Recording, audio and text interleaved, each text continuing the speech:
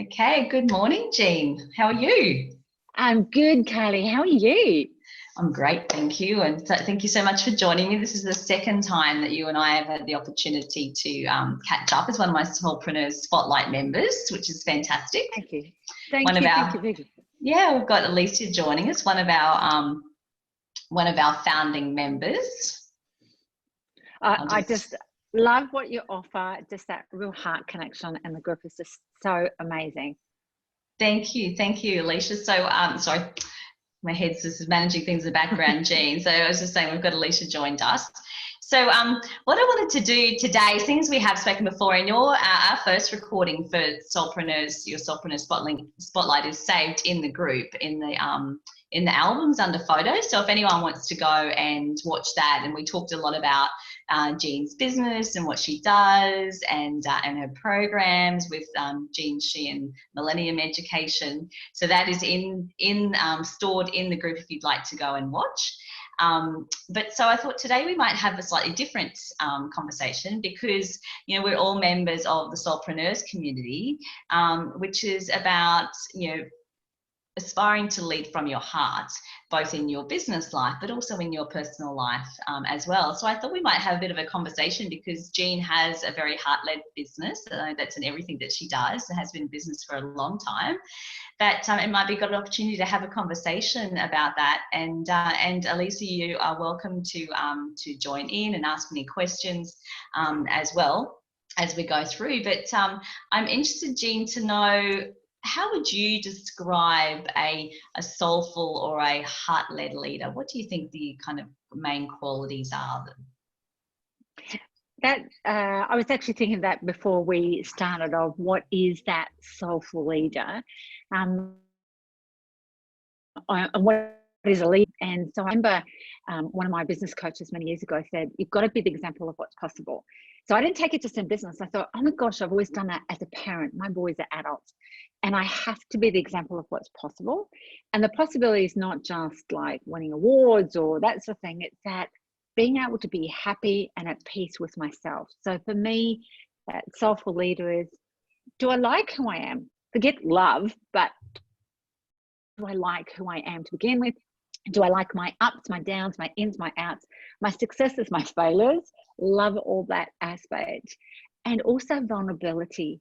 That now I say vulnerability and people go, oh, I don't want to do that, because they lock it to another memory. But vulnerable of saying, hey, I make mistakes, whether it's a parent, a wife, a daughter, a cousin, and whatever people want to see me as. It's just, I am vulnerable. I am gullible. I am, I walk into a shopping centre and I'm like a little kid of curious and wonder, and I go, oh, who am I going to meet together? Who am I going to meet today? What are we going to do? And sometimes the vulnerability and gullibility have led me into like going, oh, that wasn't nice. But that to me is still leadership of just going with every moment of being innocent and what is that curiosity and wonderment. So that to me is like soulful leadership. Yeah, and I just, because everyone has their own language around it based on their experiences, and I would put that into about, because I'm about that connecting into your intuition. So, and that curiosity of trusting, why have I been brought here? Why have I been led here? But also through doing that, you get to demonstrate as a leader to other people that it's safe to do that. Yes. And it's safe to be vulnerable and to be seen as being human, and that you do have flaws, and you really are the same as everyone else, and there's an opportunity for everyone to be leaders. Oh, totally. For me, everyone is a leader. And as a mum, my youngest son used to play competition softball. He was like 15 and playing men's Australia softball, and I would watch how they went out on the field, and I went, that's leadership. Vulnerable, gullible, but let's give it a go. Let's go into curiosity. Sure, there was the competitive side, but I just would watch how every one of them was a leader. Or kids in a playground, they're all leaders. They go straight to the swing, and it's like, what's going to be like here? And let's make the mud patch. So yeah, I think everybody is a leader if we watch. So I watch people, I know that sounds weird, it sounds like I'm a stalker, but I do watch other people and think, oh, look at that trait, look at that gift of God. Oh, they've taken that challenge on. Can I do that as well? Yeah, and importantly, what you said there too, I think, is about having fun, because I think demonstrating that as a leader, you don't have to be serious, and it's that curiosity and that which is creating the fun and the magic as well. That I think opens yourself up, opens your energy field up too for other people to go, oh, that's a nice juicy energy. I like that, and draws them in from a business perspective, draws them in. Hi, Francis, welcome. Thanks for joining us. And Carlene's joined us as well. Awesome, ladies. Hello, Colleen. Hello, Francis. Yeah, so that fun and curiosity is part of it. How do you implement then, for the people who just joined us, we're just talking about what is a soulful leader, and please feel free to contribute. But we're just talking, Jean was just sharing about the being curious and being vulnerable, showing your vulnerabilities and you're human, and that you have good days and bad days, etc. So, and trusting, we're talking about that, for me, that's about trusting your intuition, and being able to, through you as a leader, implement that and do that in your life, in your business, then you can help to give permission to others around you to see that it's safe to do so as well. So, Jean, I would love to know, how do you implement this, ability to be a soulful leader or a heart-led leader into your business? How does that show up, do you think, in the way that you conduct your business or deal with your clients? So I'll go back to personally, because when I teach medical intuition, I say, always do your personal life first. If I don't look after me, my health, mind, body, spirit, I can't give that way. And so even personally, it's always about curiosity, wonder, service. I believe that we're all in service, and to serve, like if I give you something, I get back, not necessarily money, but it's like, I feel great when, I might have done their dishes because you might have cooked you a soup or whatever. And then I apply that exactly the same in business. And how you see me personally is exactly how you see me in business. Raw, open, vulnerable, being of service, and just seeing the best or the love situation in everything. So to me, it's the same thing. It's not any different. And I know it doesn't suit. Some people will say, oh my God, Jean is just way too much. Like, she embraces you like family. I even call the medical intuitive practitioner as family. It can be too much. That's okay. There'll be another thing for somewhere else. But it's showing up of who I am. I'm here that way, or I'm that way. So even people have said when they've met my children or husband on the courses and things, because they've worked with me, is she like this at home? Yeah, exactly the same. So it's the same thing, just be me. And I think that's the most important thing of a soulful heart leader. Don't be anything else but yourself, ever. Yeah. Ever. Yeah. Yeah, I love that. And that comes back to the, being authentic and that, and showing up in an integrated, authentic way, and trusting your truth. Yes. Yeah.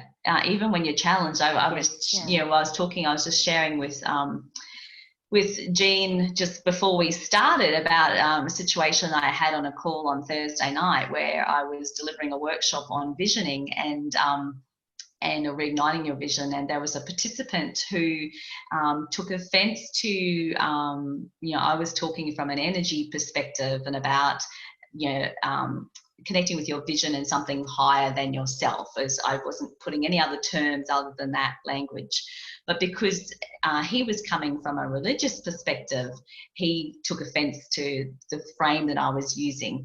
And so, it was an opportunity for me to do exactly what we're talking about within that group, share a teachable moment and say to them, look, I can love and accept and respect where that person is, and where they are in their journey, but it doesn't have to have meaning for me. And I'm speaking my truth. This is what's true for me. It doesn't mean that anyone else has to take that on board, or he's very welcome to have his own thoughts and stuff as well. So, and that really showed up. I know for the people in the group, I could feel their energy change, and they didn't know how I was going to react. you know. Yeah. So that was a great demonstration, I think, of leadership, to make them comfortable and safe and say that's okay, because in business that stuff happens where you get challenged on your thoughts, you get challenged on what you believe to be true, and it does take a lot of practice to stay grounded, and to be able to not let your energy be buffeted by that challenge. Have you had experiences like that, yes. Jean? Totally. As you're thinking, as you're talking, I'm going, oh my gosh, there were two. I'll go to years and years ago. I was paid a lot of money to keynote speak at this event, and they said, can you talk about intuition, then medical intuition? And I went in vulnerable, gullible, and real. And the group was incredible. They were just taking it all in. I said, okay, so now we're going to go on a break. Whilst we're on a break, I used my language, but I was very aware of culture, very aware of the population was more females than male, all that sort of thing, taking in a full awareness. And I'm actually Greek Arabic, so I'm not going to be racist, because like I'm not from this country anyway. And having had family and whatever of different sexuality, all sorts of things, and also my nursing background gave me a big picture. So on the break, this lady came up, we'll call her Gertrude, came up and just ripped me apart. And I just went, oh, stop, just stay with heart. Be gullible, now the gift of gullibility of just listen, and with curiosity and vulnerable, just listen and connect with her. And she said that I had attacked the gay community, and I thought, I didn't say anything about the gay community. I didn't say anything. And then she went on a huge tangent. I just loved her in that space. I thought, be of service, love her, and kept saying, look, thank you so much for sharing. I didn't defend myself. And I said, look, and she threatened to leave. I said, look, do whatever's right for you. I'd love you to stay, have, you know, some of the morning tea, come back. So she did stay, but I took an opportunity that when I started speaking again, she ripped me to shreds whilst I was talking. The whole audience were backing me up, and I said, stop. Could we just please honor everybody's belief? You know, this lady's sharing, that's fantastic. You guys are good. So it's just, all right, okay, let's be that leader of everybody in curiosity. I know she's been attacking me, but let's not attack her. How did she leave? She actually left and came up later and apologized and said something had triggered her. But even if she'd left, I still would have just loved her where she is, thinking whatever she wanted to think, which is not what I said. But yeah, so that was that still stays in my mind, of just embrace everybody where they are. Always. But that's something I learned when I was nursing very much. Yeah. And I think for me, that's a sign of true leadership, because, you know, I know I'm a member of another very large group, and they have a Epic Vision Day. And I know on that night, you know, after I had that last Thursday, you know, I went in there and I put in the epic vision was to, you know, have a world where difference is celebrated. You know, all difference is celebrated, because, you know, how boring would it be if we were all the same? Definitely. And I think as soulful, heart-led leaders, it's, you know, incumbent upon us, if that's our aspiration, to help bring about that change through our actions, you know, through the way in which we deal with people and situations. If that's what we truly want to have in a world where everyone is equal and celebrated for the gifts that they came with, and for where they are on their journey. Not everyone's in the same place for whatever reason. Yeah, I think you hit the nail on the head, whatever that meaning is. A soulful leader is action rather than the masculine just talk about it. Be it. Talk and action it. Be it. So yeah, that's probably a soulful leader for me too, personally and professionally, which is a big example of what's possible. But be it. Do it. Yeah. Yeah. So I wanted to ask another question in relation to your business and how, because, you know, this is one of the things that can really differentiate. If people are in business for themselves, it's something that can really differentiate themselves and draw people energetically into their business. So I'm wondering, how does it stand, how do you stand out? Because other people, there's lots of people that offer different, healing modalities and levels of, personal development, types of personal development, etc. How do they experience what you have to offer, different from somebody else, in the theme of that, the way in which you demonstrate your heart-led leadership and soulful leadership through a client experience for your business? You said, how do they experience it? I can only go on testimonials of how they might experience it, because what I deliver and how they experience it might be different. So the testimonials, which I do on a feedback on each course, because I need feedback to go, what else do you want? What else do you want? It's always, it feels like a community of family. I felt safe. So you used those words before, that safety. And that's such a priority for me.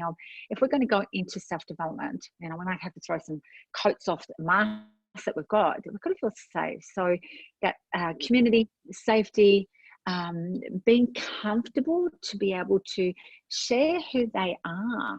Because in the world, it's almost like, you go to that place and you've got to be that way. Go to whatever the community is, whether it be church, you've got to be that way. Go to school, you've got to be that way. Go to the hospital, you've got to be that way. Go to the dentist, it's got to be that way. It's that safety. But that's, I think, part of the personal way to be, of when I connect with people, I still want them to feel safe with me, personally or professionally. Whether it's in the supermarket and that little old lady can't reach the tin tomato, I want her to feel safe. And the approach is, can I help you? Oh, I love that. It's just that connection, vulnerability, gullibility again and again. Yeah. Yeah. And I think because just from what I have observed, I know that it's you're very big on adding value as well. Right. So over and above what people's expectations are.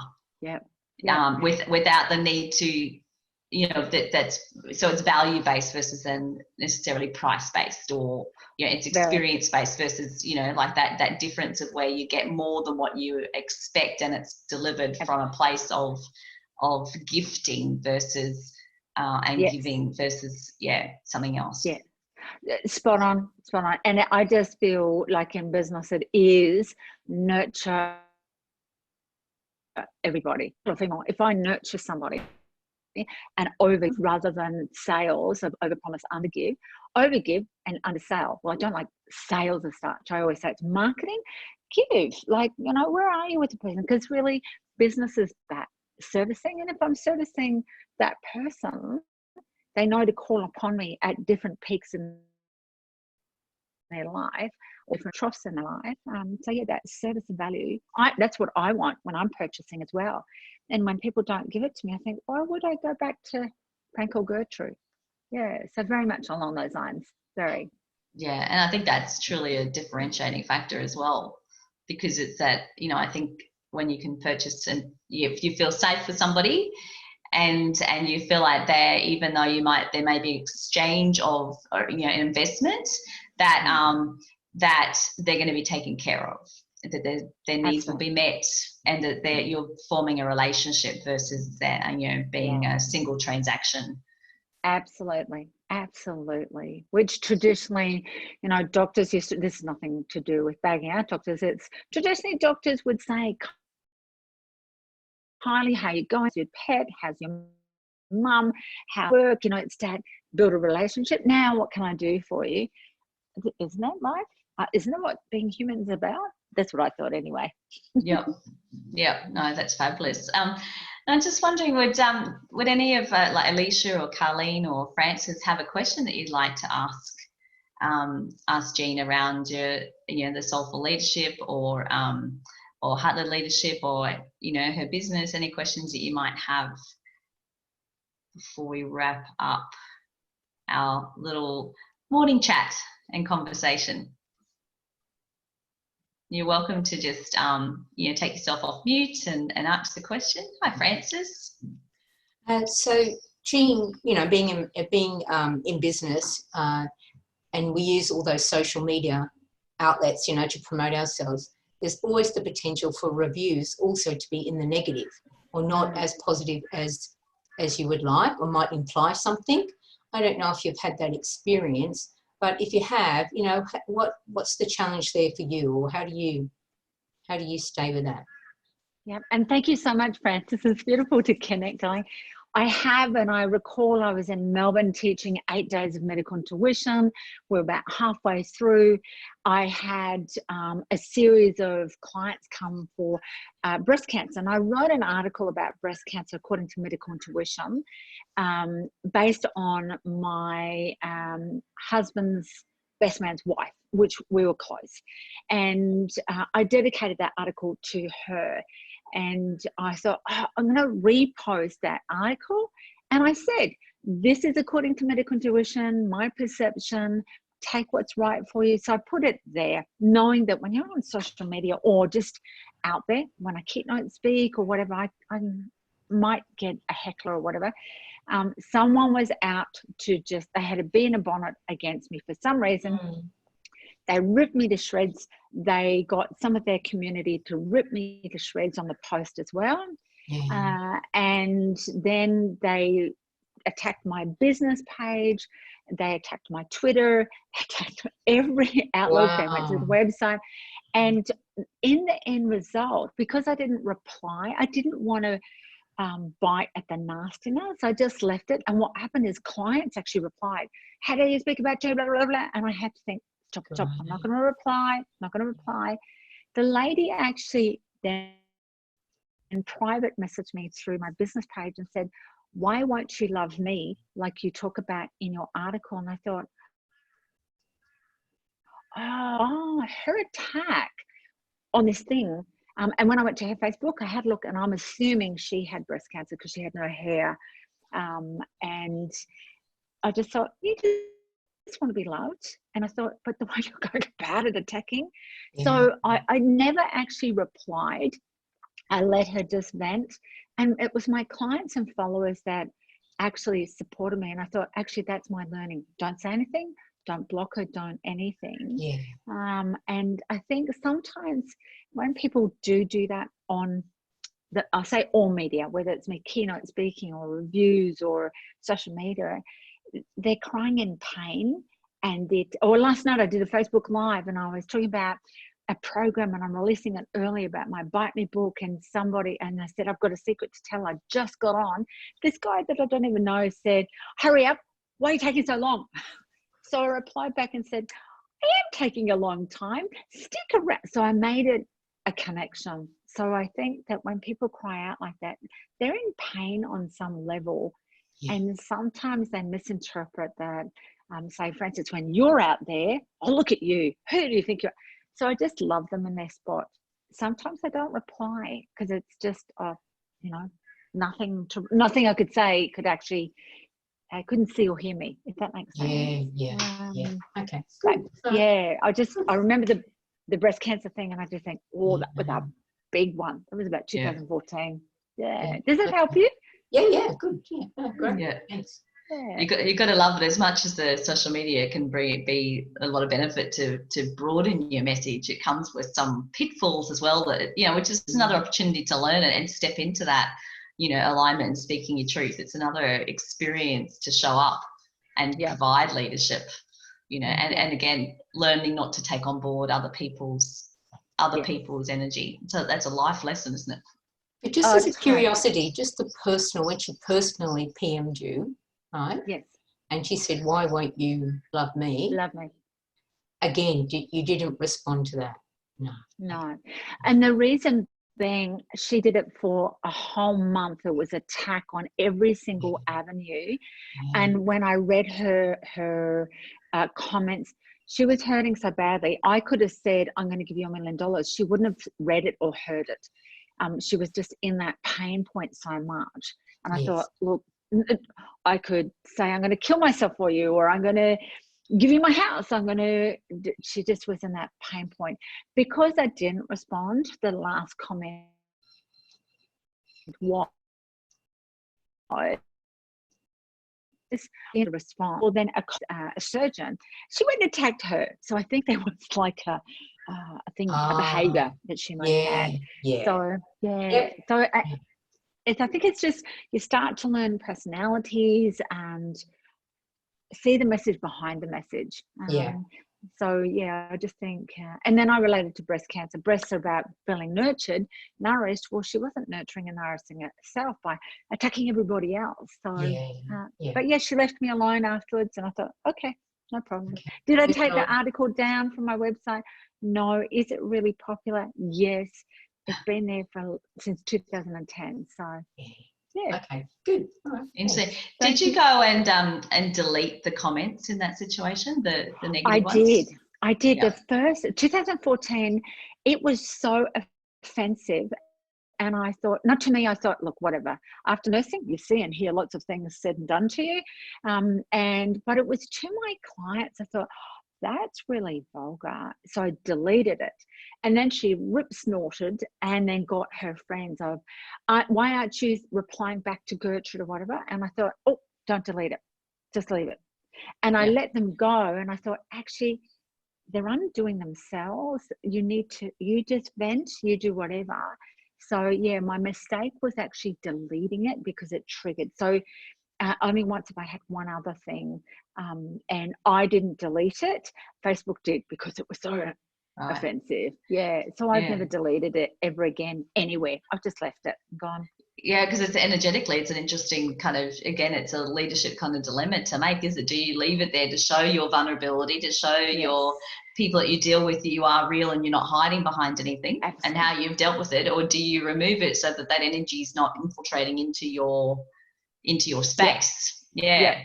It's kind of, I suppose it would be a depending again on what your lessons are, it would be a case by case kind of situation to look at. Totally. And there is a client of mine who she recently was being attacked by, she was saying tomatoes are the best and he believed bananas was. She was answering back and bagging him out. I thought, that's not soulful, heart-based. Don't do that. Just don't. You don't know what their story is. What pain are they in? So for me, soulful leader, personally and professionally, is there's a pain. It's not always appropriate that they bag out at you, but there's a pain. See the bigger picture. Well, that's right. If you respond, you're contributing to the energy, so you start to just add energy to it. Totally. Alicia, did you have any questions you'd like to ask before we wrap up at all? Feel free. Otherwise, if there's no other questions, then we might wrap it up. Here she comes. Hi, Alicia. Hi. Do you want to just unmute yourself? I'll just hear you. No, I just want to say thank you to Jean because that is so that was great. I was listening, but I have my kids in the background, so I pay attention.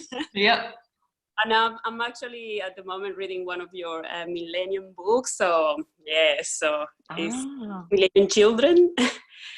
Beautiful. Yeah, so no, it's great. At the moment I don't have any question, but I just want to say thank you. Actually thank you. To get into the media, so I haven't had any attacks yet. I'm very scared to go fully out there. So that happens. Yeah, it happens. Everyone will have it at some point on different degrees, and you'll find that it starts. The more that you start, that's been my experience in this last week or so.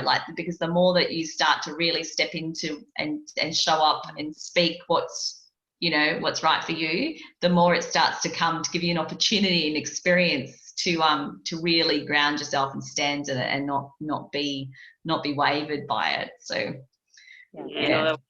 very helpful. I'm editing some. I do YouTube channel interviews. So talking about this the virus and stuff, and I'm thinking, do I leave it? Do I delete it?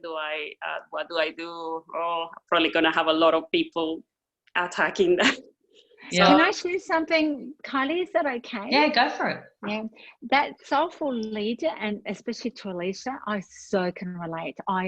I call it come out of the closet. I was petrified. I created a migraine when my husband made my first website years ago because I was out there.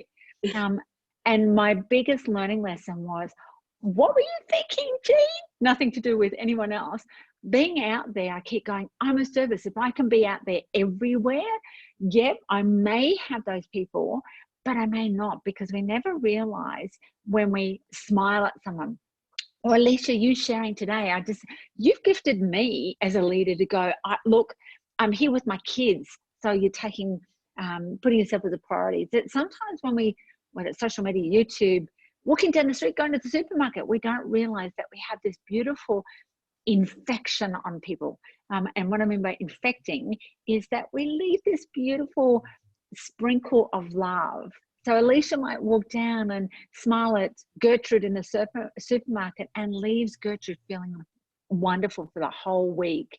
And we never realize. So that soulful leader of, if we focus on the servicing rather than, oh, what are they going to think? Which is what I used to do. Whereas now I just think, oh, who cares? It doesn't really matter. They don't like me, so be it. My dog likes me. That's it. Yeah. Thank you for that. Because at the end of the day, it's not about you. It's about you know, well, it's about authentically showing up as you, but not about being, you know, caught up in your own stuff that blocks you from moving forward. Yeah, absolutely. Yeah. Fabulous. Well, I'm so glad you could join us. And if you could do me do us a huge favor, would be fabulous. Could you just, when you get off, just go back into the Soulpreneurs group and just say, look, really enjoyed the chat and recommend you go and watch it, because, you know, there's some really valuable, you know, insights. I really wanted today to be a bit of a, you know, just an esoteric kind of chat about things that come up that we can share around business from our experience and knowledge. So, you know, if you receive some value out of that, please go and put a bit of a comment in the post today about what you know, your number one takeaway was even. And, you know, hopefully some other people will also then go and watch the replay and get some insights out of it as well. Awesome. Yeah, no, definitely. Fabulous. Okay, well, thank you so much for joining us, Jean. Thank you all for being lovely members in the Soulpreneurs group, and I look forward to having some more of these chats in the future with our future members. Have a fabulous day. Okay, thank you. Bye. Bye. Hang on.